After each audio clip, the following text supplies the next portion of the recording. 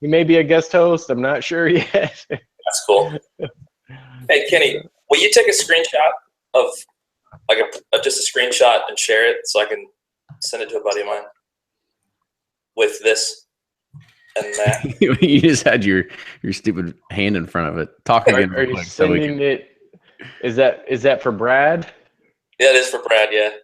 He's funny. I like Brad. All right, got your screenshot. All right, where do I get to it? Oh, and it's a captain's pick too. Yep. Man, Here, I'll put it on our little DM here. Ryan, how's it going? Good, guys. How are you? Good. God, Ready for another roundtable party? I didn't get a set of questions this time. Was that to keep us on our toes? Oh, sorry. I posted it. It's on the YouTube page. Let me get it for you. Yeah. Give me my screenshot. I'm trying here. There we go. That's why it wasn't working. This should be your screenshot, Carrie. Henry McKenna. Henry McKenna, yeah. I had a buddy two buddies texted me after, and they're like, "Why are you hating on Henry McKenna? Like, why can't you listen to sarcasm?" I was going to say, did they have their sarcasm turned off? Or? Yeah, they did. I got Poltergeist down here. Here, I'm going to put this up on the old Instagrams too, see if we can get some more people.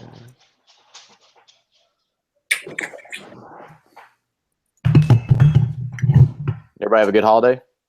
It's good, yeah. I still don't have a screenshot, though.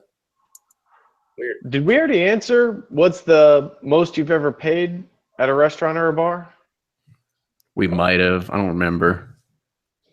These are already running together. Yeah. We'll talk about it again. Who cares? Yeah. No, I still think it's good. And I only say that because it's bringing back bad memories from when I paid the most for a pour. Let's see, consensus. Yeah. Just drop it in our Twitter chat. I tried. It didn't work. Does anyone else know how to do technology that can take a screenshot of it? Look, God damn it. Like, I'm on TweetDeck, like I hit the button and it's not sending it, okay? Come on, Kenny. This is right up your alley. Oh, hold on. It says it's greater than 3 megs in size, so that's why. So Carrie, start talking again. Okay, hold on. Carrie, start talking. Hey, what's up, guys? All right, I'll send it to you. Thank you. Yeah, mine was because it's greater than 3 megs in size, so I got some high def or high resolution. Yeah, apparently so. You want me to teach you how to resize photos so I can show you? I could. I'm trying to do like 19 things at once over here. I'm trying to get the freaking YouTube link to put it on Instagram now. So I'm trying to do a lot. Hey, buddy, you wanna go watch Pets? Ooh, Secret Life of Pets. Yeah. Toy Store's over. Time for Secret Life of Pets. Be right back. Go for it. Mine haven't graduated from Dora the Explorer yet. You can't wait to watch it? All right, let's go. I can't wait to watch it at the videos. I can't wait till it comes on. Ryan, were you taking that screenshot of me? Me? No, it's Blake. At the videos. I don't know computer stuff. I'm just a lay person. Daddy. I can resize it for you, but you seem very like impatient about it. I got it.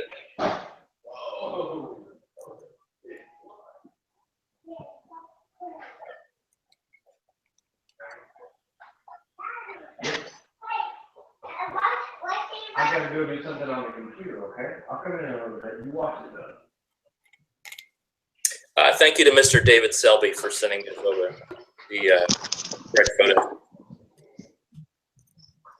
Apparently, we have people watching right now. God damn it! There we go. All right. Okay.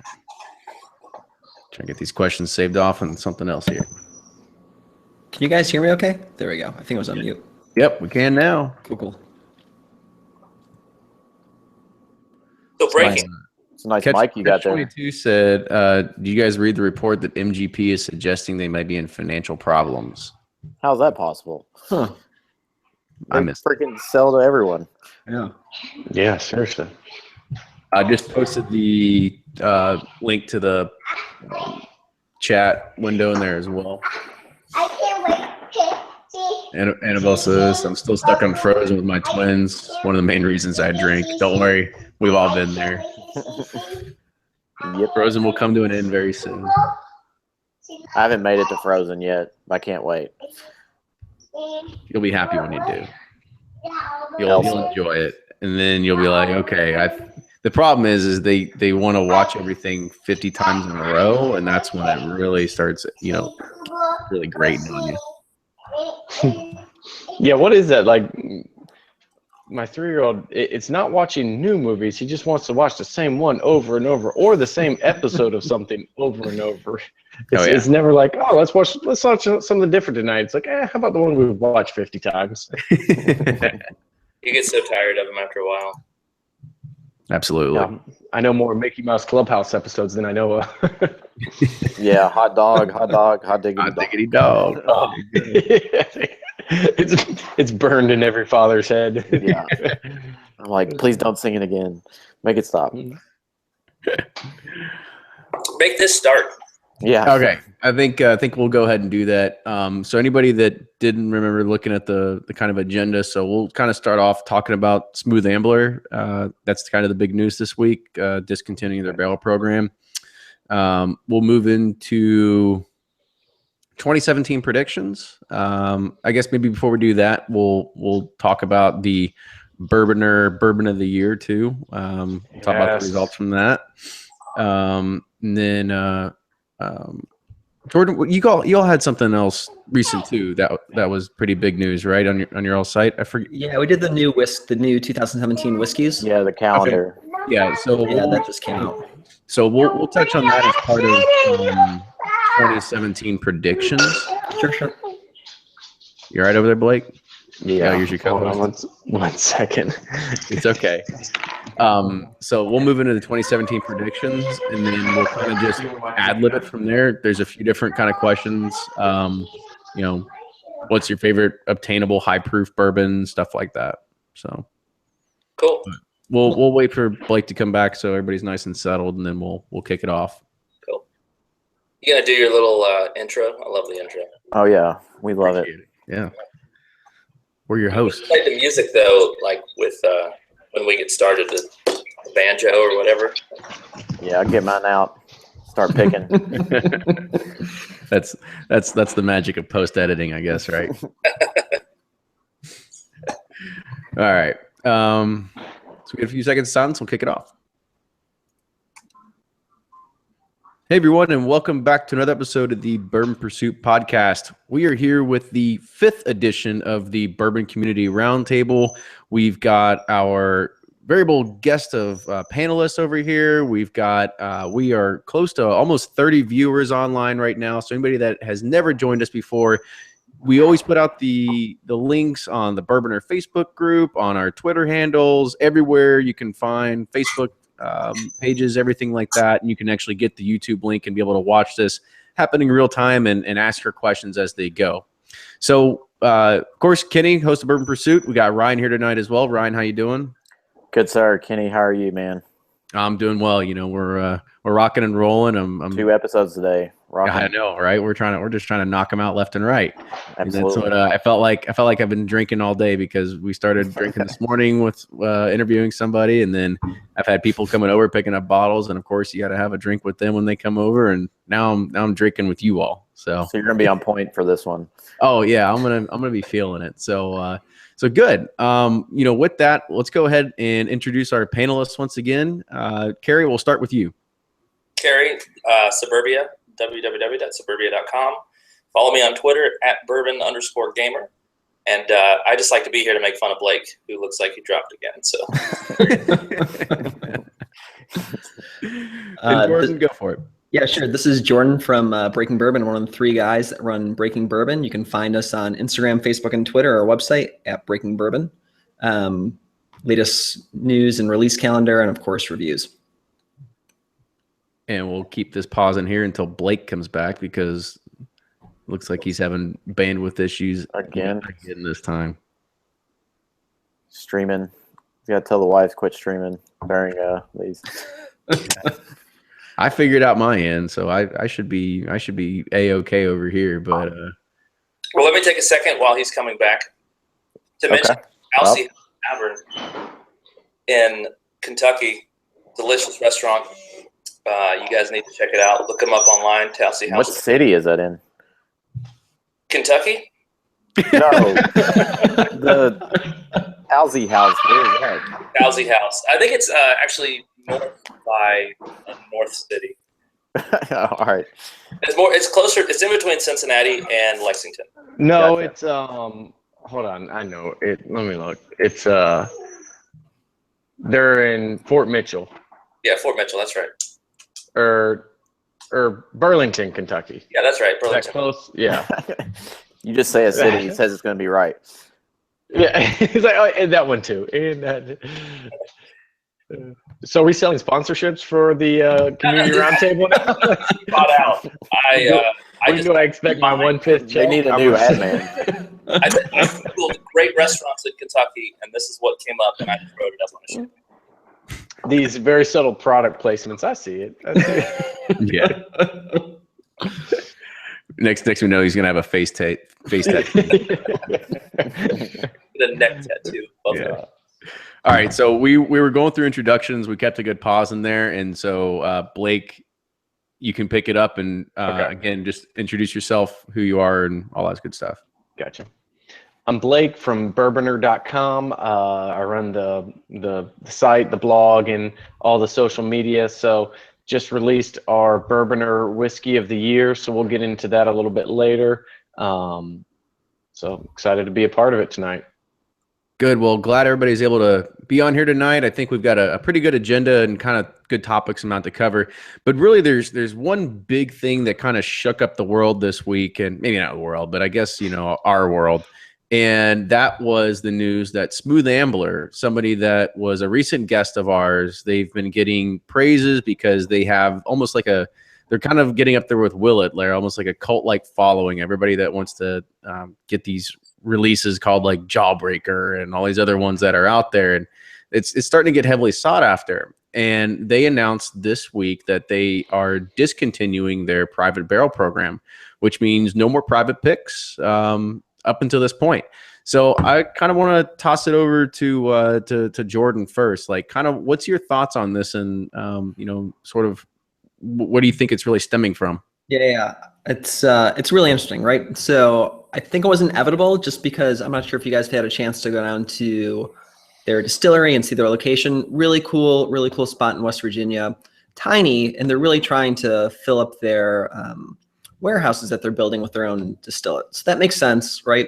At the same time, they're just slowly dwindling down on their age stuff, and I think it was inevitable. I think the timing could have been a little better, with them selling. I think a lot of people are going to blame the acquisition is really why they're doing it. But I just think, honestly, I think it was just a supply thing.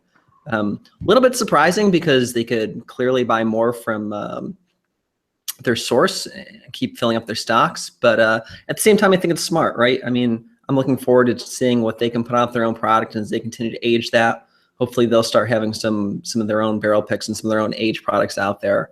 Still a shame. I have a bunch of their bottles, but I don't know. It is what it is, I guess. Yeah, and with that, they're pretty transparent, right? So everything that they've kind of done for those picks are all coming from MGP. They are releasing their own weeded bourbon that's supposed to be coming soon. Blake, kind of give us your thoughts as well. Yeah, I think it's just a product of success, and it's a good problem to have for them. But for the consumer, it kind of sucks. I wouldn't be surprised if the new acquisition had something to do with that. You think about it, each barrel, I don't know how long it would just take to bottle their regular Smooth Ambler single barrels. But if you do a private barrel, you got to bring somebody in, you got to talk about a logo, you got to do this tasting, you got, there's a whole lot more work and everything around each barrel. And, when the plan is for growth, it's not a massive operation where they really have that kind of capacity to kind of just let sit there. If it takes an hour to do a regular single barrel, my guess is it takes 5 hours plus to do a private barrel. And when you already have the demand that they have, it's just going to be one of the first things to go. We saw the same thing with Willet about, what did they cut it off, maybe 3 years ago? Basically everybody scaled back. Kevin Hill has put everything on pause now. They just started releasing some more Elijah Craig single barrels, but I think it's just a product of being successful. And when something's way too or really popular, it's not great for the consumer a lot of times. The diehards who've kind of supported them with these programs for a long time, not that they're turning their back on the consumer or anything, but the private barrels are fun and they do a really good job with them. So yeah, and I gonna push it over to you, Carrie. Like, do you really think it's a product of kind of being owned by a bigger person now? Because I guess we all work in industries where we kind of see a bottom line. And you kind of see how do we streamline things? How do we make it faster and kind of churn more money? And I can totally understand your argument of being able to say that, yeah, it's a byproduct of putting more time and effort into something that necessarily at the end of the day isn't making you more money. I think it's three things, honestly. Number one, I think that Smooth Ambler is a small company, and like Blake was saying, it's kind of a pain in the butt for them to do private barrels. There's a lot involved. Four Roses that does private barrels all the time. They've got a separate warehouse for it. Smooth Ambler, they're a small company. They're a small group, and so it's and John Little will even tell you it's kind of a pain for them to do private barrels, and they started to slow down a little bit. I think also, on the other hand, if you look at what's on store shelves now, it's all the Smooth Ambler single barrels, right? So they took the same barrel that was a pain for them, that they were selling to people, and they began to sell it, and distribute it nationwide. And they're saying, here we are making money from these barrels, more money from these barrels. And it doesn't require any effort that's involved in the private barrels. So I think you have the company not able to handle it, but also from a financial standpoint, like, why not take all the remaining barrels of the inventory that you have and just label it with a single barrel, spread it out, and make your money that way from it. I think also just the supply has dwindled. We all know supply issues are everywhere. The demand is definitely higher than supply. So I think it's three things to it. And, I do feel bad. Our whiskey group was up for a barrel this year, but I can understand it. And at least what I appreciate is that they're honest about everything, and they've been honest the whole time. So cheers to them for at least being honest about everything. Absolutely. And so I guess that kind of dovetails into the next question that I'll push over to you, Ryan, is there's been a lot of articles saying that MGP is going to be facing a lot of heat and a lot of pressure because they're not going to be able to fulfill the orders that they've either promised to people or whatever it is, because going from 200 distilleries nationwide to 1,000 distilleries nationwide, and everybody wants to have something to sell on day one. And what's the one thing everybody always thinks of when they say, I need to sell something? Oh, it's going to be MGP. And so they're definitely feeling, I guess, the squeeze, I guess you could say.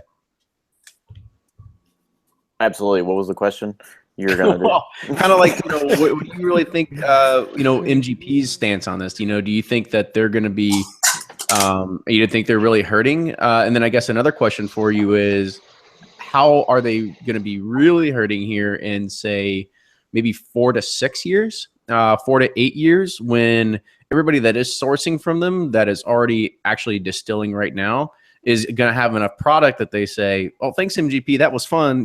Talk to you later. We don't need you anymore." Yeah, I agree. It's amazing. I'm still amazed that there's MGP stock out there, just given how many distilleries, startups there are, and there's stuff popping up here locally, and you're like, "Where's that from?" It's from MGP.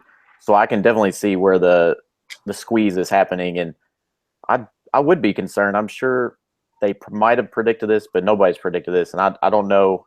I've never been there because they're kind of a closed book. MGP is. I guess they have to be with, how many clients they service, but you don't really know much about their operation, what they can handle, and so forth. So I don't really know, but it is surprising that they still have stock available to keep supplying these new distilleries. And that's where I think somebody like the Bardstown Bourbon Company, who's going to be doing something similar, can have a niche in the market and also provide competition, because that's what their main goal is, to be a contract distiller for companies wanting to bring bourbon to the market.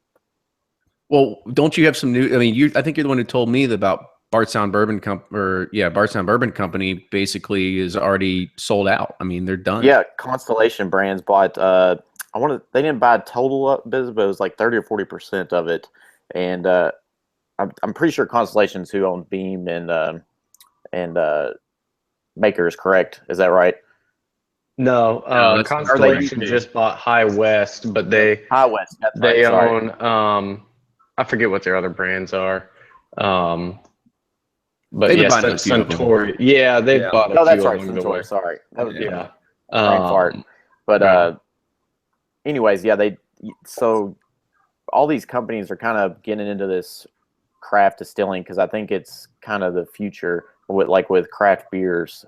Most beers that we drink now are craft beers, and I think the big companies are going to always have their stable products, but these craft whiskeys are going to be the ones pushing the limits and doing new things to where us as consumers are going to be willing to try and so forth. So I think it's just the big boys trying to get in there as well. And so I'll push it to somebody else on the panel. Like, what do you think is going to happen to MGP here in 3 years, 6 years, 9 years, whatever? Well, how in the world could they run out of whiskey? I mean, the place is huge. They've been making whiskey for how long? I mean, eventually, aren't they going to replace the barrels that they've sold? And they've got gigantic warehouses everywhere, right? So and everybody's buying from them. I don't get it. Yeah, but I mean, we don't know that they didn't just overextend themselves. I know they were kind of expanding into their own brand. They were doing all these other mash bills. You know, they added like 7 or 8 mash bills. And I was actually just Googling, I forgot, I'm pretty sure they're publicly traded, so I'm looking at their financials now. So this is where, you know, an accounting degree really comes in handy, is when you want to look up whiskey companies. You know, 2015 is a pretty healthy looking company, but, you know, who knows what 2016 will hold. So I think it's kind of hard to say, you know, that they're still working with a pretty high cost of sales, so margins are slimmer. You know, it looks like in 2015 they're working with Should we buy the stock, Blake? What do you 18%. So I mean, when you have customers banging on your door to get your product, do you just sell it all? And I've kind of looked at, you know, sourcing some other stuff with this other distillery, and the only stuff that's on the market from them is 2, maybe 4 years old. So maybe they really did just sell through all of their older stock, and just now they're going to be in a waiting period of a couple years to, you know, they took the cash flow and now they're going to wait. But I haven't seen much available aged MGP on the market for a year or so at least. Didn't Greg Metzi leave? Yeah, he left, and that was kind of a weird thing too. It seems like he got pushed out almost. Yeah, because it was like, hey, he's been here for however many years. It's like 20 years. Yeah, and then all they did was just put out an announcement and say, one of our master distillers. Because I think people forget that too is, you know, they're owned by, they have like all these other sister companies that make Sky Vodka, or I don't know, I forget what all it is. So while we look at it as a bourbon company, what are you holding up now? I just was pouring. You know, we look at it as a bourbon company, and really that's just another segment. I think they'll be okay in a few years. I mean, so one of the things we did for this, like our 2016 year in review, was talk with SKU and you know, find out how many new whiskey just distilleries opened up. So last year alone, another 125 distilleries, right? So it's not slowing down. And now it's to the point where some of these guys are almost a distillery, quote unquote, name, right? So they could have a super small still, but they're still just buying, even if it's new distillate from MGP. And I think as long as like the growth keeps happening, they're just going to keep, I mean, they're going to be okay. Even if their business model switches from their age stock to just you know, being like the main distiller producer for these smaller places that really can only produce a little bit on their own and just need to source everything else. Because there could be a lot of these guys who would just rather buy it and age it themselves. You know, they don't want to go through the massive, even if you're working with like a 500-gallon still, you're maybe getting 1 barrel a day. Yeah, and then you can get bought out by, you know, a major corporation. That's the plan. I don't know why we're on this podcast right now. We should just be planning that out. So it's a good way to look at it. So Kyle Anderson, kind of back on the whole Smooth Ambler said, I hope it's not an industry trend because private barrels are a great consolation prize, especially if you miss out on a limited edition release or any kind of allocated stuff. And sometimes, to be honest with you, some of the barrel picks are actually better than a lot of the allocated stuff that's out there. So just gotta. I would say my one comment about it is like the barrel programs are awesome, but think about how easy it is to get a barrel, and any group could form and buy a barrel. And eventually, you got to realize with bourbon being so hot, you know, it's going to take a hit. Inventory-wise, will take a hit. Anybody that does these barrel programs. I had heard a rumor, and I don't know if you guys have heard this or not, but Four Roses, when they do their barrel picks, they roll out a set number of barrels from you. Yeah, it's 10. Yeah, they roll out. Yeah, it's now down to 3. Was what I heard. No, it's whenever I went in June, I think we had 6 because there were no K and no V recipes. I think I had heard it's down to 3 now, but wow, I've not verified that. But it's, you know, it's awesome. The barrel. It's the so 3 fun. worst ones. I started a whiskey group here, but you know, I just think that the demand is going to exceed the supply for right now. Yeah, I think it's funny if you look at, if anybody just goes and looks at their collection and they go look at some of their Four Roses barrel picks from maybe like 2012, 2014, and they'll see that it's somewhere north of 10 years. It could be 10 years, 11 years, 12 years. And you go look at anything on the shelves today, it's 9 years, 9 years and 9.5 months and less than that, maybe even 8 years in some cases. So you can even see that Four Roses they're gonna start struggling here in a little bit too, because they're not gonna have aged stock. So finding anything that's over 10 years is gonna be kind of tough to find now. Yeah, I haven't seen a 10-year-old pick from them in probably over a year. Long time. Yeah. Let me throw a question out at you guys. Do you think that, and this may be further on your list, but just got me thinking about it, but I went into Total Wine today and browsed shelf after shelf after shelf of bourbon, and there everything that you could imagine from you know, beginner to intermediate bourbon is on the shelf, and there was not a single one that I was even interested in buying. Is that a product of the hobby that we're in? Are we at the end of the glut that we just have so much that no, it's just that I think we know what we like. Yeah, we personally own too much, so therefore yeah. Whenever you're looking at, you know, 100 bottles at your house and you're like, okay, do I really want to buy this mid-level bottle that I know everything about, and I know you're much choosier buyer now. But I think that's a better way to put it. You become a choose your buyer, and not only that is you got to think when we all started this years ago, we were all uninformed buyers, right? Four Roses small batch, just regular small batch was like that was my splurge. Like that's other than that, it was just regular Old Forester. Now, me just drinking Four Roses small batch, the only time I do it is probably if I go somewhere else and it's at somebody else's house. I don't typically go to the store and buy it because, well, I've got 19 other bottles of Four Roses here. I don't need another bottle. So we're spoiled, is what you're saying. The snobbery is very high in it's real the bourbon world. Right? It's an easy way to put it. But so is it us that drives this whole market though? Is it the high end enthusiasts that drive the market, or is it the guy who reached for the Jim Beam handle in front of me today that drives this market?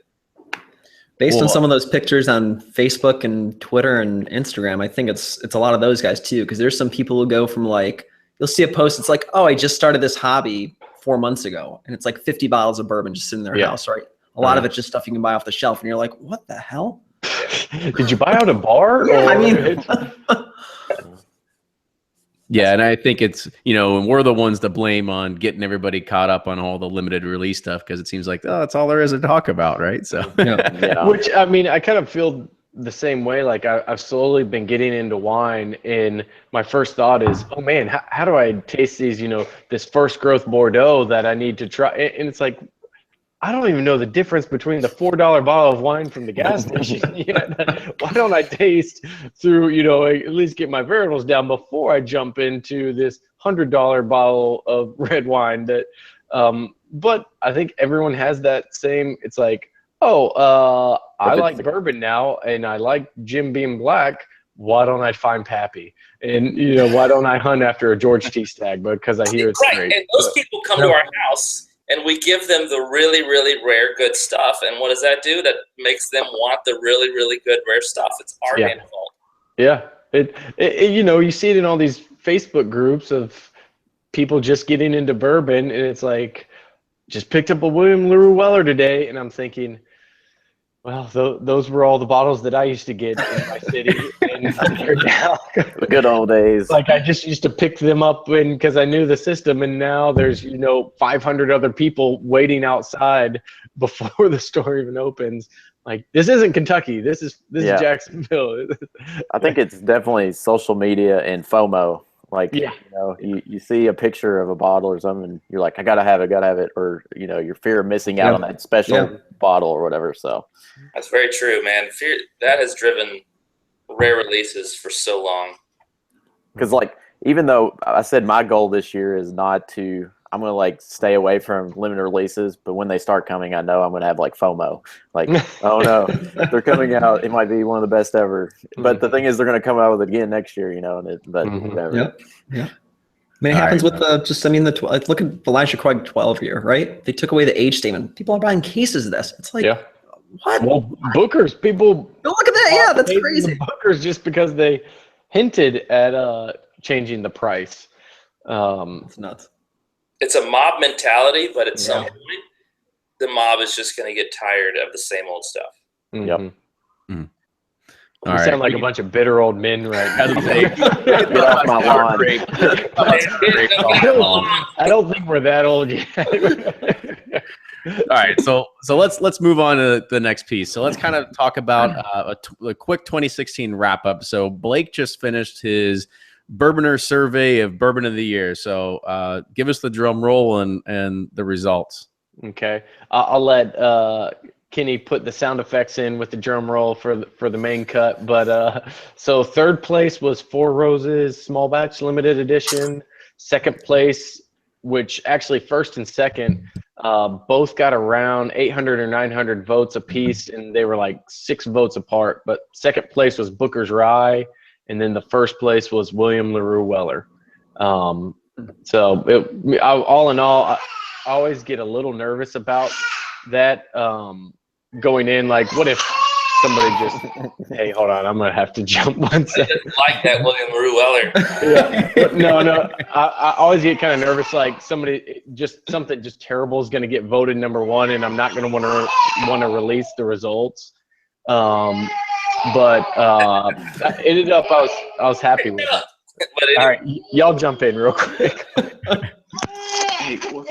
That didn't surprise me too much. In regards of the allocation, the ability to be able to, or the availability of being able to get it nationwide, it didn't surprise me considering there were 12,000 bottles of Weller that went out this year, William LaRue Weller, and there was 9,000 bottles of Booker's Rye. So with that, you've immediately got more people with hands-on bottles that can try it. So there's definitely a whole heap of people that didn't get to try it. I, for one, did my own write-in on it, and I had to say that my Bourbon of the Year was the Heaven Hill Select Stock Pre-Fire 20 year. I'm with you. I opened that with you. it's really good. And I haven't tried it yet. It really good? Oh, it's fantastic. And Really? see, that's the problem, that there were only 200 bottles of this stuff released. And so, when 3,000 people try to go and write in their Bourbon of the Year, they don't get to try some of the fruits of be able to be here in Kentucky and go to the distillery and pick one of these up. That's kind of another small issue with the whole voting thing is it's like how many different bourbons are people trying? You know, if you only tried 2, I try to say, hey, don't vote unless you've tried 4 to 5. Obviously, I'm not like checking people's bunkers before they're allowed to vote or anything. There it is, bourbon or whiskey of the year. Market value just went up. Yeah. Market value just went up by at least 25 cents. You just had the Oprah effect. Yeah. But you know, things like the select stock nice. and because even Kentucky Owl did pretty good in the voting, but I think they only released like 1,800 of batch 6. And so yeah, Carrie still has his favorite of Parker's my favorite. Yeah. That's bad. You're bad. That's it. So Greg Ponder said, he goes, hillbillies in the middle of nowhere, southern Missouri, can't get any true rarity. So he said Old Forester 1920 was his best of 2016. 1920 was good. It's a great bourbon. So is Foolproof, 1792 Foolproof. Yeah. So is Russell Reserve Single Barrel. Great middle realm bourbons, if you can find them. Yeah. So let's go ahead and we'll kind of move on. You know, we've kind of hit on the LEs, hit on the 2016 stuff. So let's kind of move into 2017. I just kind of want to kind of gauge, you know, just get your crystal ball out, your magic 8 ball, whatever it is, and kind of think of what's a 2017 prediction. Like, what do you think is going to happen and shake up this world in 2017 that maybe people aren't expecting? I'll hop in. So we just reached out to a ton of distilleries and a ton of their PR firms to find out just any tidbits we could and just scour to get some label hits and figure out what's going on for 2017 or release that last week. There's a few things that I think really got excited, right? I think Willet's going to go on a tear, it looks like, in 2017, which has a lot of potential excitement behind it, right? XCF, another version of that potential 80th anniversary release, or maybe we're going to see a wheat whiskey from them. It's going to be pretty exciting. And then, I think we're going to see some things that might not excite us, but a lot of other people, right? Orphan Barrel, I think their whole library collection coming out, a lot of people missed out, and now they're really into it. Good, bad, or indifferent, it is what it is, right? Blade and Bow 22. I think Knob's going to take a shot at trying to bamboozle people with the 25th anniversary release, like their 2001. My personal favorite, I'm really looking forward to seeing what Barrel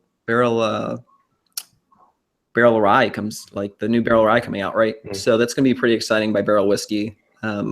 I think they've done a phenomenal job of stepping up and filling in for, I almost want to say they're like the new Black Maple Hill in my book. They're just doing phenomenal barrel releases. And I think, Joe, who runs Barrel, is just killing it. So I think it's going to be really exciting. Carrie, what do you think? I don't know. I'm kind of bored with bourbon right now. Okay. Moving on to cognac, I think. Cognac? Yeah, that's what I mean. Ryan came over the other night and he brought a stellar bottle of rum, and we were drinking rum before we even started drinking bourbon. And Fred Minnick keeps pushing that one, didn't he?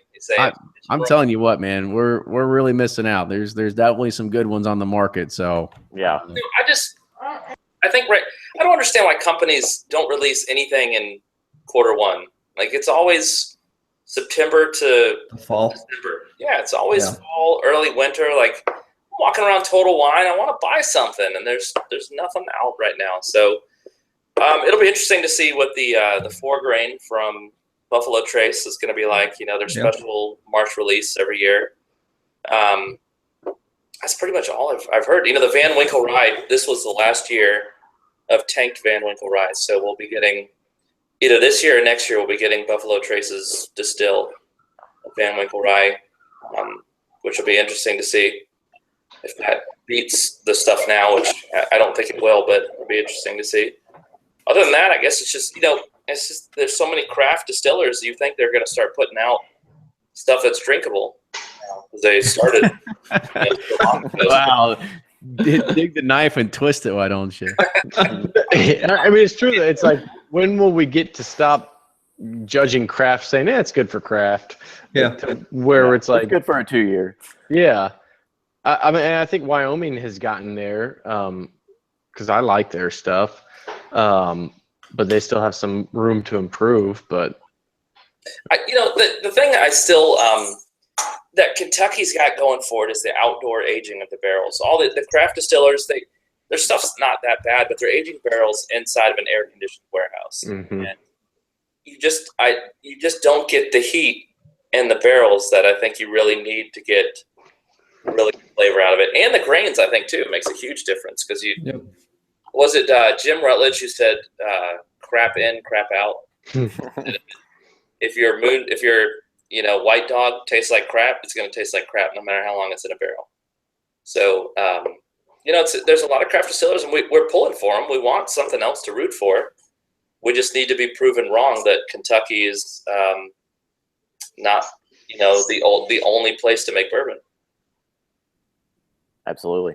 For sure. I'll chime in. I agree with Carrie. 2016 kind of got me bored with bourbon. Everything was kind of lackluster, most of the releases. And I think I'm just going to take a year and sit back and let these distillers release something that's fantastic again. I'm excited for the craft distilleries. I think getting some good product out of them. I am excited about the Willits products I read about on the release. I hope those come true. I don't think they'll do an XCF again, just from what I've heard. But I do think the 80 year and then the wheated's a possibility, and I'm excited for that. Other than that, yeah, rum's been kind of my new hobby right now. Some fantastic ones out there, but this is a bourbon show, so we'll talk about bourbon. Thanks for sticking to topic there, Ryan. Yeah, sorry. Ryan, so it's okay. Ryan, have you had Barrel's rum, the one that they aged in a bourbon barrel? I did. I had a sample at Fred's house, and it was fantastic. It was for really sure. good. Yeah, Really interesting. Yeah, very good. Yeah. And I'm excited too for what they got coming, because they've done a really good job too. I got a couple of their bottles, and they've done some quality stuff too, blending and kind of doing the whole barrel proof thing. I like it. Yeah. So what do you guys think? I mean, after this, it seems that most of the craft distilleries that are making a name for themselves are getting swooped up. Any kind of predictions on who might be the next one, if there's any that might be the top of your head? Yeah, I mean, I think somebody like a Koval or even Few is getting pretty good distribution. But that's a whole different animal because none of them are sourcing. I mean, honestly, the one and I know Joe at Barrels is a really good guy, so I have no background information, but I feel like Barrel would be the next brand that could get bought up by a large corporation just because. Just for the name. Yeah. Yeah, the name. Yeah. They've built a brand. They have pretty good distribution. In the supply, I think, is a big issue. So somebody like them could be next. But it's, as far as 2017 goes, I think there's really no telling. It seems while a few guys kind of go over to rum and that kind of stuff, I actually like rum, but you just don't get the variety you get within bourbon. So I don't know. I would guess maybe Barrel could get picked up in the next year, or a true craft guy like Few or Koval. But other than that, I don't have many other guesses. I mean, thinking of the big guys in general, is Michter's owned by anybody, or is that still kind of a family? No, they're still private. Yep. Privately owned. It's what's they're not Castle. Jefferson's is Castle. What's their training? No, it's we're all blanking over here, but it's okay. We're the experts, right? Yeah. I know no, not Bomberg. No, it's. I mean, okay. Anyway, speaking of Castle, as you brought that up, what about Castle and Key as another potential, investment opportunity right there for some big company to come in and I mean, they've done a great job of marketing it, but I mean, I think they just started distilling, right? And I don't even know are there any plans for an actual product anytime soon? It's been cool to watch their progress, but as far as an gin, actual right? whiskey, gin and definitely gin from when we talked to Marianne. She definitely said gin, maybe vodka, but Cheatham Imports or Chatham Imports? Chatham. Yeah, that's it. Yep. Or Chatham, however you pronounce it. Chatham. So on the Castle and Key front, I know that they just filled their 100th barrel of whiskey this week. Oh, really? Yes. So they are distilling, and it is aging. Also, from what I understand, is they've got more rickhouse space than they know what to do with. So they are also being a location for undisclosed aging of other barrels for people as well. Interesting. It's basically like half of the warehouse space now, isn't it? I don't know if that's an official statistic, but on the last podcast, I mentioned an Atlanta distillery I tried their bourbon at 1 year, and they are aging outdoor in a warehouse, and the stuff is awesome. It's only been aging for 16 months, I think, and I'm not even going to say the name because people are asking me, but I'm not. You're gonna have to Google it ourselves, which that is an interesting point, but I think we actually have the inverse problem down in Florida. Is it gets nothing but heat. So it just speeds it way too fast. It's going fast, yeah. And we haven't quite gotten anything that's in the 3 to 4 year mark, but anything in that 18 to 2.5 year range has just been super oaky, woody, pretty hot. And the guys at St. Augustine, they released something, and it was pretty good, and they're really good guys. Like, if you ever get to go on the tour, it's great. But I just don't know if Florida's great for aging whiskey in a rickhouse fashion. I think there may need to be a little more of a cool climate. But Atlanta, who they do get some cold weather, it probably works. Yeah, the 7 days a year that we go under freezing. Yeah. Well, we get 1 day a year under 50 in Jacksonville, so it's like winter will be held on this day. I think one thing craft distilling will do ultimately is, there's Buffalo Trace is heavily into the experimenting, whether the certain position in the warehouse makes a difference or the heat versus the cold makes a difference. I think in a couple of years you'll really know if heat and or cold and a combination of the two really give bourbon its flavor.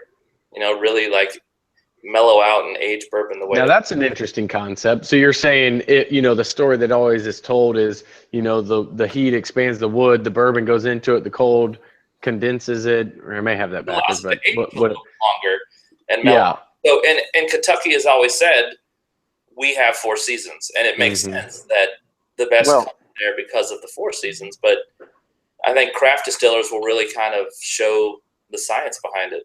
Yeah, national experiment. Well, it's going to be hard to replicate here because only here is it 30 one day and the next day it's 70. Like if you don't like the Kentucky here, you just wait another day and it'll change. Like it's so extreme highs and lows, and I just don't think you can replicate that anywhere. You do have 4 seasons there. You have cold winters and you have hot summers. Oh yeah, for the most part. But like today, Saturday, it's going to be 70. Today it was 39. That's hard to replicate. Yeah.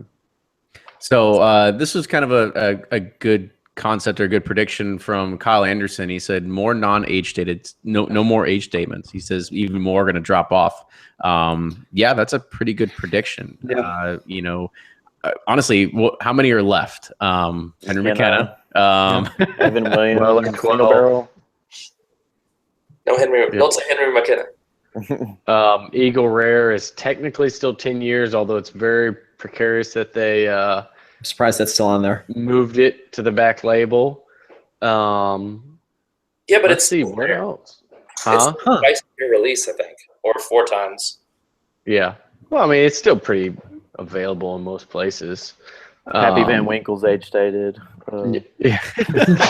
which is still pretty available. I don't know. Small batch. Yeah. But that's pretty much it. What will be interesting is we'll probably go like 2 to 3 years of no age statements, and everyone saying, it's all about the flavor. We don't need age statements. And then somebody's going to come back and say, look, we put the age right on the bottle, and it's going to be like a big 8, just in the middle of the bottle, and everybody's going to buy it. And then age statements come back. Well, when do you reverse the trend of Yeah. we took the age statements off, nobody's buying our product, Mm-hmm. so now we're gonna slow down our production and put the age back on it. We'll all be 10 years older doing the same podcast, just saying, it's back. We predicted this. I'm gonna have Get less off my hair. lawn. We're on Community Roundtable 2,485, and we are back. I won't even need a visor. I'll have no more hair.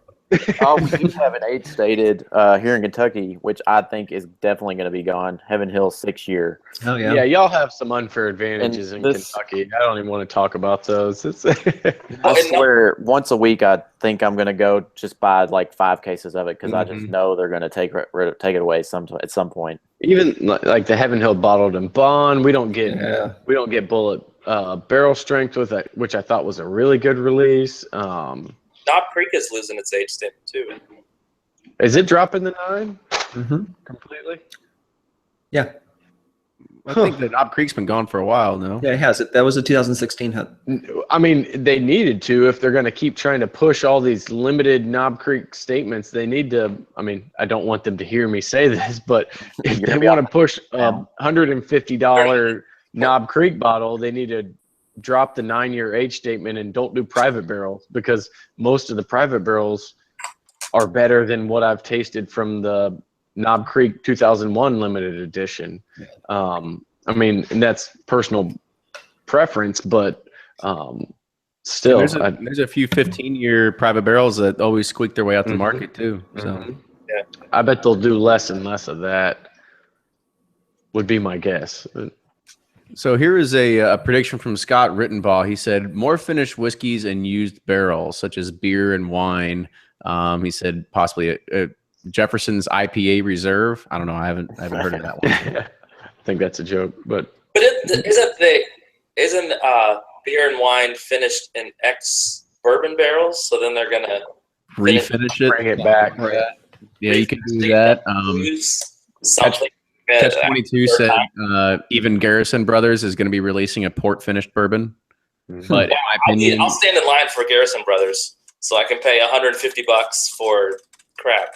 I was gonna say I wasn't gonna be that harsh. I was just gonna say I was like they kind of need the port finish to kind of like take some of the edge off. But you know that's they have a $99 single barrel with no age statement with a gray wax on top at Total Wine, and why do they price it so high?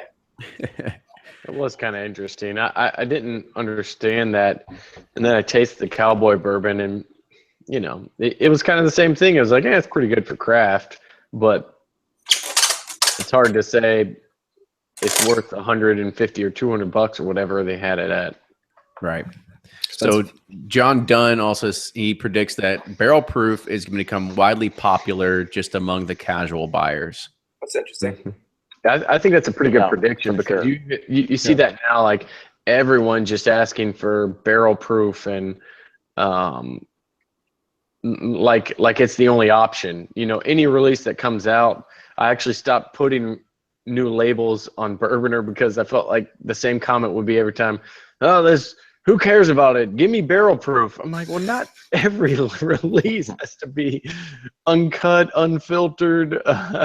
Everybody wants a high age statement and barrel proof. Give me a 30-year-old barrel proof. I'm like, well, it's going to taste like turpentine, but why do you want that? And so the Catalina wine mixer said maybe 2017. I don't know. I love that name, right? Said 2017 perhaps see a slight cooling of the secondary market. However, Nick Amadeo kind of went the reverse way, and he said the second market is just going to spiral further out of control. Yeah, I'm interested to see what happens on that, because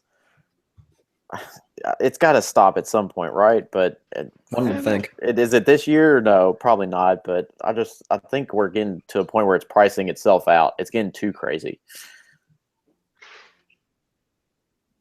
I don't know. I don't see it slowing down just based off of other industries. You know, it's not as big as wine. It's not as big as Scotch, but it's still a very small scale compared to those on secondary pricing. Unless some huge Pappy fraud case hits and scares everyone away. Maybe that'll be my 2017 prediction. The feds round up all secondary sales and completely kill the market. Yeah, I just watched a documentary on Netflix about somebody who did that in the wine industry. The sour grape? Wrath of grapes or sour grapes or something like that. But that made me think of it. I was like, somebody's going to do that in bourbon and, sell a bunch of fraudulent Pappies and B-Tax. Yeah, I mean, honestly, I think they will. It's just, I don't keep. I just assume people are going to do anything they need to do to make money. So eventually, I think it'll happen. Yeah. I think the secondary market's not going to slow down. I think we're going to see more and more distilleries. I mean, we're ready to see it with like the Celebration from Michter's, but I think more distilleries are just going to get involved in releasing really high-end bottles and trying to sell them. So Buffalo Trace's whole donation with OFC, right? And I realize that's a charity thing, but so Nick from Breaking Bourbon, his wife got one for her charity. Gorgeous bottle. Who knows what it tastes like, but like gorgeous bottle. The packaging's unreal, right? And people will start paying thousands of dollars for bourbon if they're like 200 bottles at a time and they're super special. It's just going to turn straight to the Scotch world, and we're just going to see that more and more and more. Mm-hmm. I had one through, we got one through our school. Yep. I got it delivered. I looked at it. It's pretty impressive, but yeah, right? I'm going to know what it tastes like. Yeah, you can't open that. I faked a charity and I got 2 bottles of it. And drank them with Coke right away. Was it? Made Jello if shots. they ask, I'm in big trouble. But hold on, how did you get that? We're gonna have to give Bourbon t-shirts for everybody. That is That's awesome. our next Patreon giveaway. I need one of those. I'm gonna be like walking the dog in it, and people are like hiding their children. Don't talk with him anymore. So one last 2017 prediction. Aaron Stark says we're going to see higher prices. Oh yeah, that's a given. Yep. Yeah, I think not just higher prices. I'm going to say an immediate like 20% increase, like across the board. Is going to be pretty standard. Do you think we'll see people raise their prices and then immediately raise it back down, like the Booker's thing again? Stuff, yeah. No, I That was don't. the most insane thing. I think prices are gonna increase. Like I said, 20% across the board. But you're gonna see more stores that are gonna be doing a lot more kind of events or sales or whatever it is to try and say like, oh, we've got it 10% or 15% off this week versus somewhere else. So come by your Jefferson's Ocean over here. Yeah. Yeah. Did we ever finish up talking about? I know we talked about the Booker's price increase, but did we talk about the repeal? No, I don't think we Which have. was actually still a price increase. Okay. No, go ahead. Touch on it. I mean, I just thought it was brilliant marketing, and I said that. we predict. Well, let's be clear. I said it first, so we're gonna go to the tapes. I'm gonna play the last. Yeah. Again. No, but I mean, it was we basically said, hey, here's what will probably happen. Obviously we weren't so confident in it, but everyone could kind of see that writing on the wall, especially with what they did with Makers, a few years back. That's what I said too. But they basically, I'm actually just repeating your words back to you, so it sounds good. No, but they said, for 2017, this will be the price. So they didn't say we're not taking Booker's to $100 price tag. They just said, basically, we're going to slowly increase it over the next few years. And we still just think people will buy it. We're not going to increase the production, which that's a pretty big slap in the face to consumers who have been buying Booker's and supporting Booker's for a long time. But yeah, that was a tough one to swallow for me. It's like, I've loved this bourbon. I feel like I've recommended it more than any other bourbon. And now it's like, oh, actually, we're just going to make less of it. Not that we don't have more of it. We're just going to make less, and it's going to be more expensive. So I still think that's crazy, even though they've kind of come back and said, okay, actually it's only a $15 price increase or whatever it is. Yeah, I mean, Anyone else? Any other thoughts? Basically, mic dropped right there because you and Carrie pretty much just hit the nail on the head. I mean, it's exactly what happened. I it was funny just because here in Kentucky, everybody flips out. There's hordes of people rushing out. I mean, I know Costco probably I think had like the lowest price in town that was like at $46, and they had like a couple hundred bottles, and they were cleared by the end of the week. So I mean, there's going to be some people that are they're going to feel pretty sheepish, I guess you could say, that they're sitting on, I don't know, 15, 20 bottles of just one particular release of Booker's, thinking that they were going to save 50%, over time, but I guess they're only saving 15%. That was you, Kenny. Didn't you go on buy some? One bottle. I bought one bottle. Which I was kind of frustrated because I wanted to do a tasting of like all of the 2016 batches, and now you can't even find them anywhere because everyone is an empty shelf. And I'm like, geez, I should not be hunting for regular Bookers this hard. I still can't find batch 3 in a couple other ones. I'm like, dude, $99. $99. You're too kind. You're too kind. So we're gonna kind of wrap this up, and I'm gonna ask one last question to kind of just put some good information out there of kind of what we think. So, is there a consensus for our favorite among the more easily obtainable high proof higher proof bourbons that are out there? So in your opinion, what do you like most? Do you like Stagg Jr., Elijah Craig Barrel Proof, E.H. Taylor Barrel Proof? Like, what are some other attainable ones and why? And I'll push it to Carrie first. Old Forester 1920. I said barrel proof.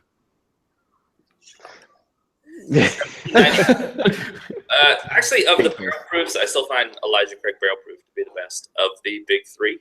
H. Taylor, Elijah Craig Barrel Proof, and Stagg Jr. Because ECBP is 12 years. None of the other 2 are over 8 years, I think. Mm-hmm. So, and it's still $60 when you can find it around. So I still think that's the best barrel proof deal that you can get, even better than Booker's. Yeah, I totally agree on that one. It's at least around Rhyme, it seems to be getting easier and easier, especially when I'm traveling too, finding it versus the other 2. And I think the cost for the taste is great, right? It's just a great bourbon. It's awesome. Yeah, I $60 have to agree. The Elijah Craig Barrel Proof, it's just hard to beat whenever you can see it on the shelf, and it is kind of starting to hit a closer of that point of you'll see it on the shelves more. With the first 7 or so releases, it seems like it hit the shelf and it was gone, and now they kind of hang around a little more. But really, all 3 of those, I think, are great releases. We get Stagg Jr. here for $50 and kind of take it for granted. I still think it's a really good release. In Elijah Craig, E.H. Taylor Barrel Proof's really good too. So I think you can save a lot of time in chasing if you just kind of go after those. And you can't really go wrong with all 3 of those. Yeah, for sure. Elijah Craig also said, don't forget about some other ones such as Maker's Mark Cash Strength and then 1792 Full Proof. Yeah. But full proof's just entry proof, right? Yeah, it's not really barrel proof. Yeah, but I mean, it's pretty close. It's probably coming out at maybe 130 at the top. Yeah. Would be my guess. Maker's Mark Cash Strength is actually really good. And whenever they finally do a nationwide release of the 46. Yeah, what are they calling it? Bill Samuel Select or something like that. That would be a great one. The Maker's 46 cask is just phenomenal in my book. Yeah. But again, it's Kentucky only, but if that goes nationwide, I think that'll do phenomenal. I agree. The Maker's 46 is just 2 additional weeks with some barrel staves in it, isn't it? 9 additional weeks. Oh, sorry. With the barrel staves. So let's it's 9 weeks. It's a little bit older, and it's the French oak staves. that are in there. So, but the ones I've had and the store picks that I've had have been really good. Yeah, agree. Yep. I'm with everyone else. Elijah Craig barrel proof's definitely the best out there on the market. Although I do anticipate that losing an age statement soon. Also, I feel like so? Touch your face. It's not happening. I swear I saw a marketing piece the other day, and it was like a bottle redesigned for that, and there was no age statement on it. What? Yeah. I saw it online somewhere, but anyways, that and the Four Roses barrel picks, I think they're usually barrel proof, and you can find those at usually any liquor stores. Those would be my two go-tos. Elijah Craig's probably a little harder to find around here, but the Four Roses barrel picks are always solid. Mm-hmm. Good deal. So I think that that kind of gets some good information out there for people that are wanting to dip their toes in the barrel proof, as we had made a 27, or somebody had mentioned as a 2017 prediction of people getting a barrel proof. There you get it from the panelists here on the community roundtable. So I want to say, gentlemen, thank you again for joining me on yet another edition here. It's been a pleasure. So we'll kind of close it out, and again, tell everybody where they can read your blogs, get to know you, send you Twitter and Facebook, messages and all the other kind of good stuff. I'll go first because Blake will just repeat what I say. It's not repeating when you speak first. Suburbia.com, www.suburbia.com. On Twitter, follow me at bourbon_gamer. Don't forget to visit Tousey House Tavern, which was this week's restaurant pick. Follow Bourbon R on Twitter and Facebook and everywhere else he is, because he's everywhere. Once again, gentlemen, I've had a blast. Thank you for having me tonight. Sure. This is Jordan, one of the guys from Breaking Bourbon. So www.breakingbourbon.com, at Breaking Bourbon, and all the social media accounts for the latest news, reviews, and our daily release calendar. And yeah, thanks for having us. We always enjoy doing this. And I'm Blake from bourboner.com. No E, just bourbon with an R on the end. And you can find me on Twitter. It's bourboner.com, and then Instagram's Bourboner or at Bourboner, and then there's a Facebook group as well if you search for that. And actually, I'm also on Tumblr too, I believe. My cousin told me he followed me on Tumblr, and I didn't realize I had a Tumblr account. So if you're on Tumblr, you can check it out there. I think it's just only my Instagram posts go there. So what's your MySpace account? My MySpace is Tom. It's myspace.com/Tom. Yeah, just him and Tom. Yeah. Carrie has ruined Bourboner for me. All I can think my of Friendster account is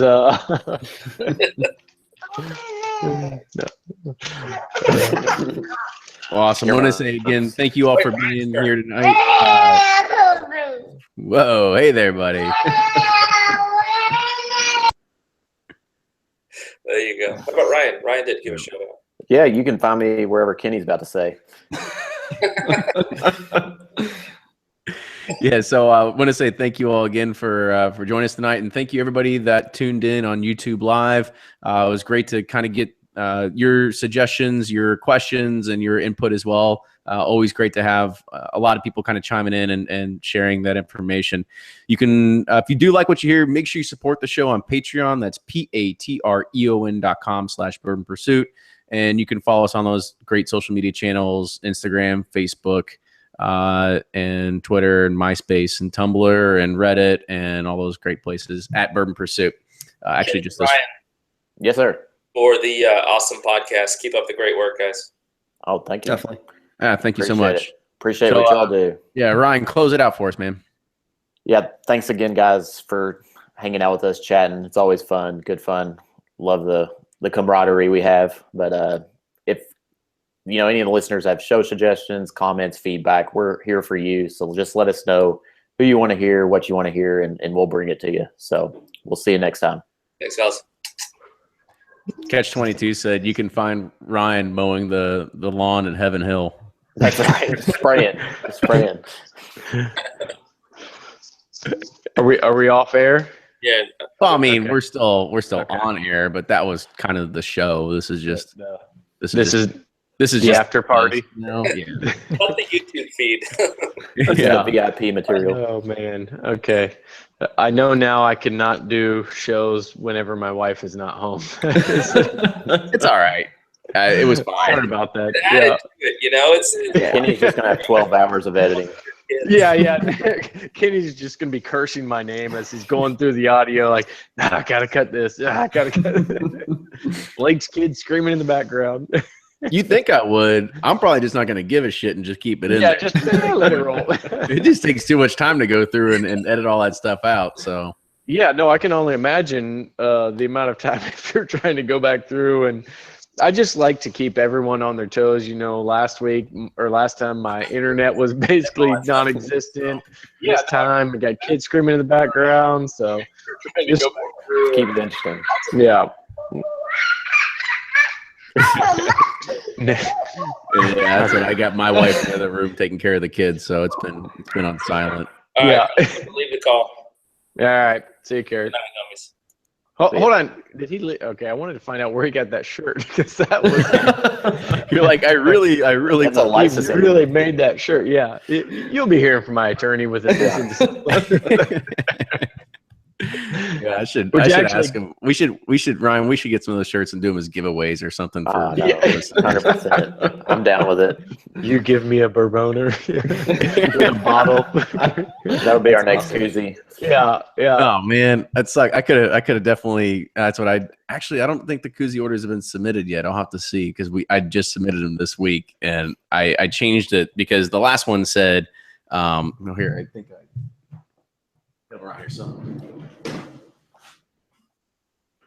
Hey, we stole a typical like it says like like there's a chance this is bourbon, but I changed it this time and it says because they don't make bourbon koozies. And thinking, okay, it's unique, it's different. But now I kind of want to have do like a last minute change. It says you give me a Bourboner. Awesome. With Blake's approval, I would love to do that. Yeah. As long as I can get a silhouette of my face, like with a glass. They actually are full color neoprene koozies. Oh, Carrie's back. He must have heard about Like Boner the whole talk. thing. Hold on. He didn't want to miss out on the fun. You can buy my shirts for $14.99. Teespring.com. You I can, need you to just ping me on Twitter, and I will sell you a shirt, $14.99, with your Okay. own Bourboner. Oh, that's pretty funny. We can put you chugging it right there in the bottom. We'll do that. Oh, there you go. Yeah. Kenny, did Four Roses say anything about the mash bill and you selling the graphs with their logo on them? No. Like I Okay. said, I put it on that forum. Yeah. Only because I was just like, I'm not going to do anything with this. So I was just like, fuck it, I'll just give it away for free. And I know I just can't sell it. So, no, nobody said anything to me. Hell, I saw Al Young actually click like on it. So, Oh, really? Yeah, that's a good enough of an endorsement. I don't know. Like, I sold some of those for a little while, and nobody ever really said anything. But it was like $5. I was basically just trying to get back what I paid a designer, because my designing is Microsoft Paint, and people apparently don't appreciate that as art. So. I should have just given it to you, and you put it on your Shopify account, and then I just take like 20% of every sale or something. Yeah. Hey, you can have just 100% of them. Well, something my Shopify got to go to support the Bourbon or Shopify site. So yeah, that's true. That's why Shopify's down right now. They want to charge you $30 a month, and I'm like, really? Oh shit! Wow. Yeah. Huh. Yeah. Plus credit card fees. Yeah. Wow. Shopify is not cheap. I mean, are you actually able to sell enough that justifies $30 a month? That's why it's shut down during the summer. That's why I love it. Kerry just wanted to give the quick plug. Now he's out. Your Christmas only operation. There you go. Yeah. All right. I need to drop, guys. Thanks again for having me on. See you. All right, Have a good one. Later on. So 22 said, speaking of Al Young, I think Four Roses is supposed to release something for him this year. I've heard the same. Really? Yeah. Yeah, that was on the Okay, podcast, interesting. wasn't it? Well, we went to. Oh yeah. I guess we released it. Yeah. So kind of rewind to that. So I was doing a wild turkey barrel pick that morning, And you and could tell. we just got fucking hammered. And I mean, Everyone's just sloppy by that. we had like 8 or 9 guys with us, and you go and you see Jimmy, and it was too cold. He said it's too cold to be in the rick houses. You'll just freeze, and everything's Is going this to taste. recently or? Well, it was about 2 weeks ago, 3 weeks ago, something like that. And yeah, it was pretty cold.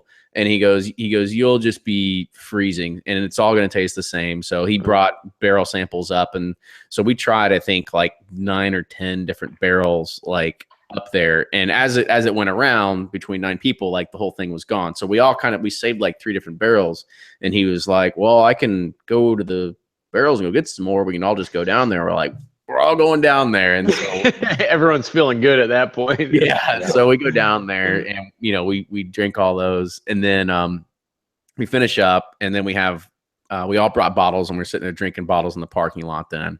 And at that point, I looked down at my watch, and I was like, okay, like we got to go. First stop was at Woodford, and we interviewed somebody at Woodford, and she was like, would you guys like a drink? We're like, no, like please, like, we're totally fine. And then so we left Woodford. And then not only that is I looked down at my watch, and it was like 3:15, and we were supposed to be at Four Roses at 3:30.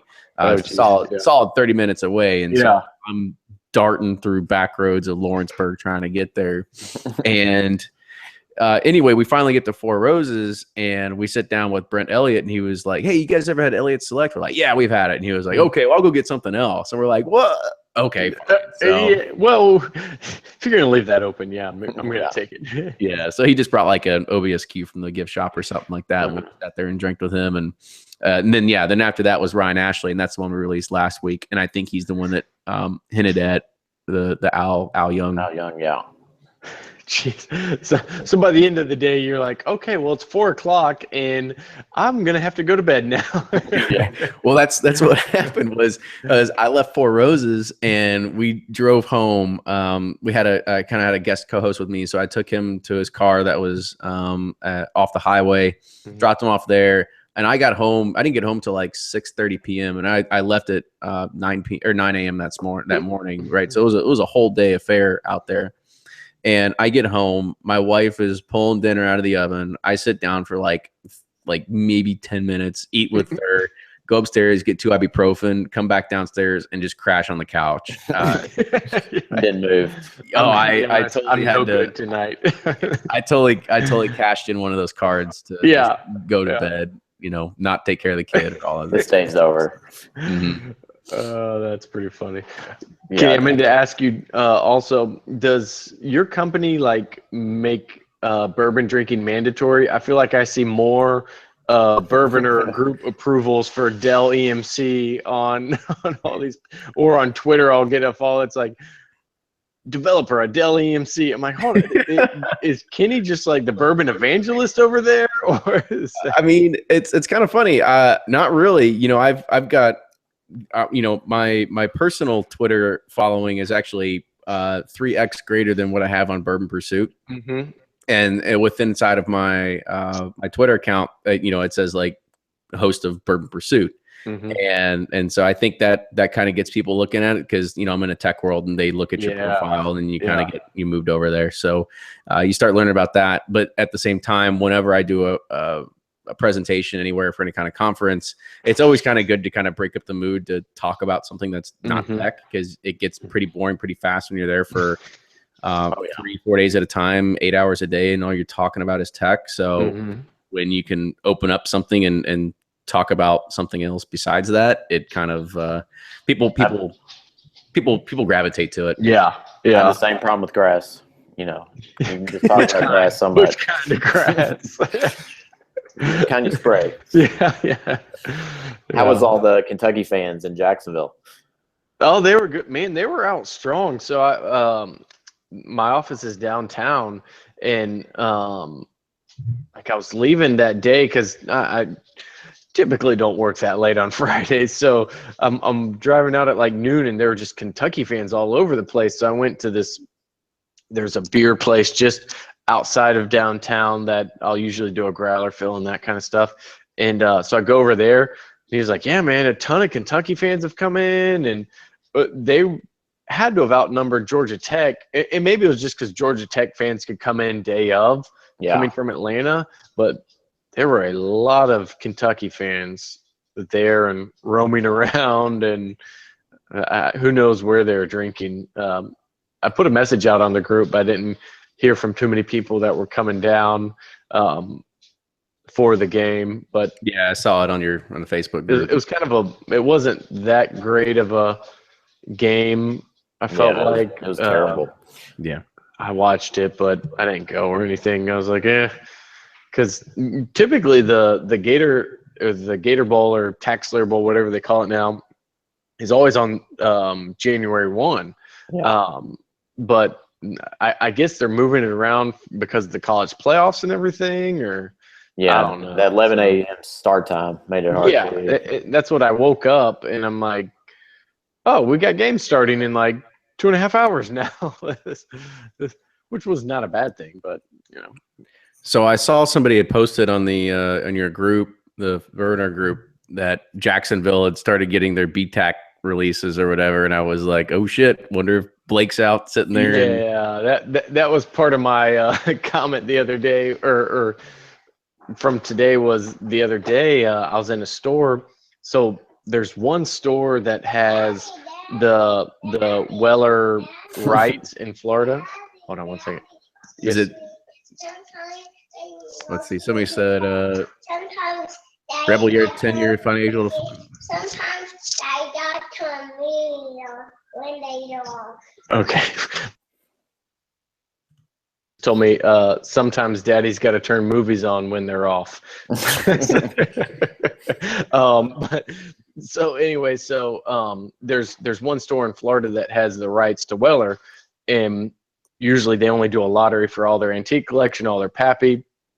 But for whatever the reason, the last 2 years they've been sending out some William LaRue Weller, and so I was talking to ABCs. I mean, ABC, yeah, the ABC store. Yeah, but it's not like a state-run ABC.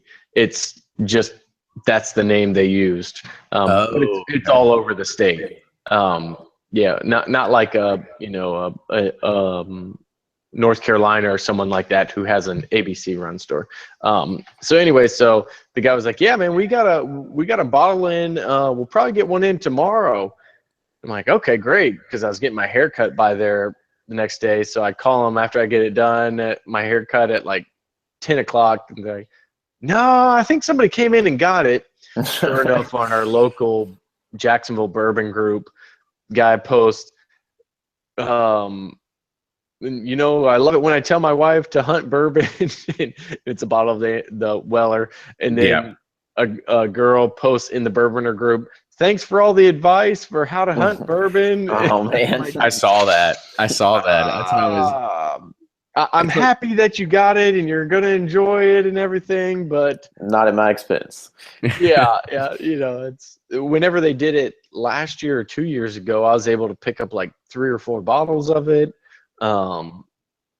which was great. But man, things are crazy. I didn't get any antique collection, which I didn't really look that hard this year either, but no antique collection. And I just got super lucky and got a Van Winkle rye. It was kind of crazy how it happened. I got it from a grocery store at a city outside of Jacksonville that had no business getting a Van Winkle rye. You know, like the second best thing on the shelf is non-age stated Elijah Craig, and just happened to be at the right place at the right time. But you know, it's kind of crazy where the limited releases are these days. Mm-hmm. Like around us, like, you know, I was sitting there, actually made good buddies with the worker at Costco, one that opened up around us, because I mean they've got I love that place. Yeah, but they're odd. Like anything, they literally just got Elijah Craig 18 and 23 like last week on a random Wednesday. Mm-hmm. Like nobody else in town got any. Yeah, and so like, do they have their own distribution? I don't think so. I mean, everything has to go through Republic Wine, or Southern Wine, so there's Mhm. I wouldn't think so. But anyway, yeah, they like all their allocated Van Winkles and stuff like that all came like 2 to 3 weeks after the releases everywhere else in the city. And I was sitting there talking to him, and he said employees are not even allowed to touch them. And so nothing goes to the employees. But he said they got like a 23 and a 15 and a few 12s and stuff. And I was just like, son of a bitch. I wish I would have known that. Yeah. So now I know what to expect next year going into it. But I'll beat you to it. I just joined Costco. That's the crazy thing is, have y'all seen the other one? more of that of like these huge chains getting it instead of the small local mom and pop shops? We've seen a big shift. Like Winn-Dixie's down here, grocery store, they get it now. Publix gets it, which grocery store. Sam's is actually getting it. And I think our Costco's down here got some too, which that was not the case even 2 years ago. They're being rewarded for all that Fireball they bought. I mean, honestly, I think it's that, and then the brands getting upset that all these mom and pop shops are just jacking it up, charging the crazy prices. So they say, well, these big guys don't really need to do that. We know they'll sell it for retail. They'll probably just put it on the shelf, not even know what it is. Yep.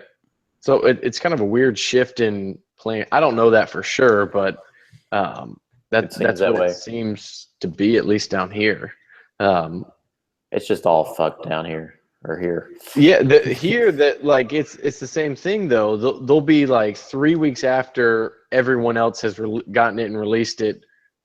You call them in Dixie, they say, "Oh, we just got 2 bottles of a 10 and a 12 year, but we sold them already." And it's like, like who was out there? Like who thought about this before I did? Yeah. Nobody should be calling in as much as I have, and I want to be rewarded for my efforts. There's not the case anymore.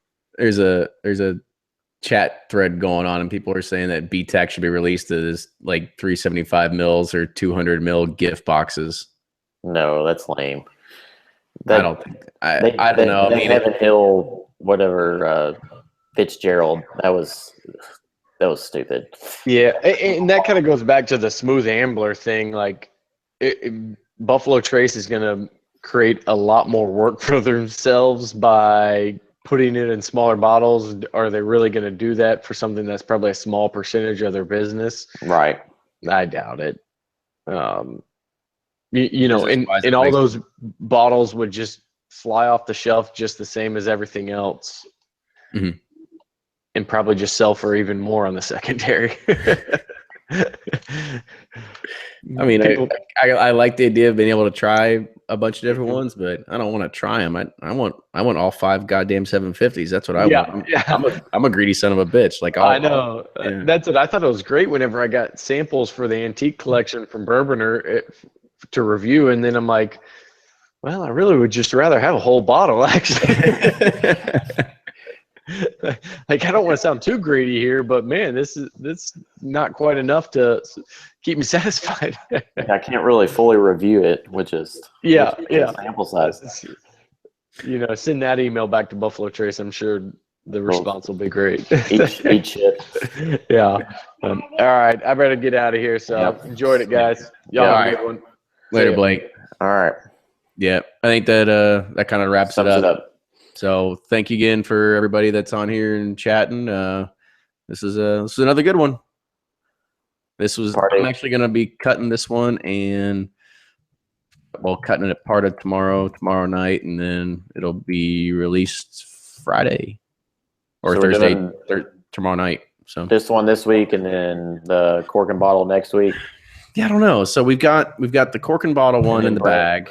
We've got this one in the bag. We've got one from Woodford in the bag. We've got Brent Elliott in the bag. So we've got 4 of them now sitting here. And then we'll have one next week. We've got one on Tuesday next week. So we've got 5 after this week, we'll have 4. So we'll have plenty to kind of figure out. This one's going out only because it's time sensitive for what we talked about. Right. The cork and bottle one's sort of time sensitive. The other ones, kind of bunker them. Yeah, and then like the one on Tuesday, it's not gonna be time sensitive. The book's already released, so it'll be there on Amazon still. So. Right. But sounds like a cool novel. I might buy it.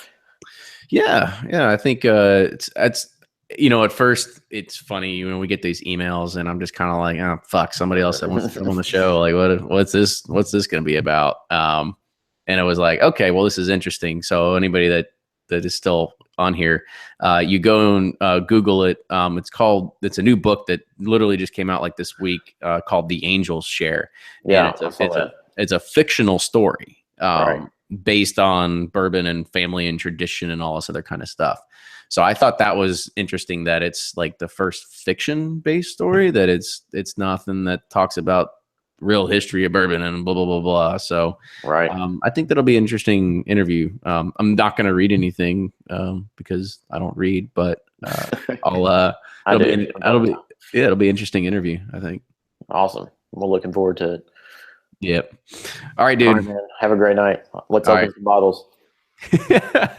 No, man. Every time you're over, I lose like $5,000. Yeah, I know. Exactly. I'm an expensive friend. All right. Good night. Later.